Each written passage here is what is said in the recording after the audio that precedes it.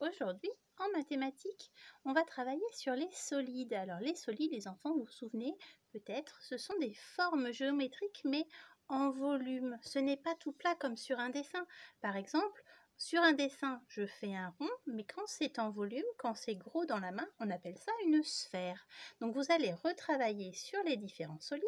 Les adultes, je vous ai envoyé pour ça une petite feuille récapitulative avec plein de petits solides qu'on peut rencontrer partout dans la maison. D'ailleurs, les enfants, je vais vous demander aujourd'hui d'aller chercher des solides qui sont à la maison. Par exemple, regardez, moi, j'ai trouvé ça. Alors oui, c'est une colle, mais ça a une forme d'un solide. Allez, je vous dis pas, et je vous laisse chercher dans votre feuille comment s'appelle ce solide. Tiens, regardez, j'en ai un autre. Vous avez vu? C'est un livre, mais c'est aussi un solide.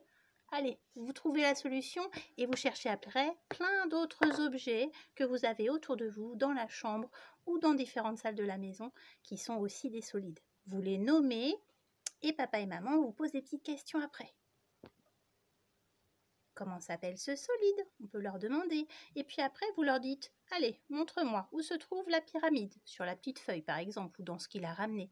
Où se trouve la boule? Où se trouve le pavé? Etc., etc. On peut aussi reparler des sommets qui piquent et des côtés qui sont des lignes droites. On peut en reparler. La notion de face, pourquoi pas, mais on ne l'a pas encore vu en classe. Mais vous pouvez commencer à l'aborder. Comptez le nombre de faces, par exemple.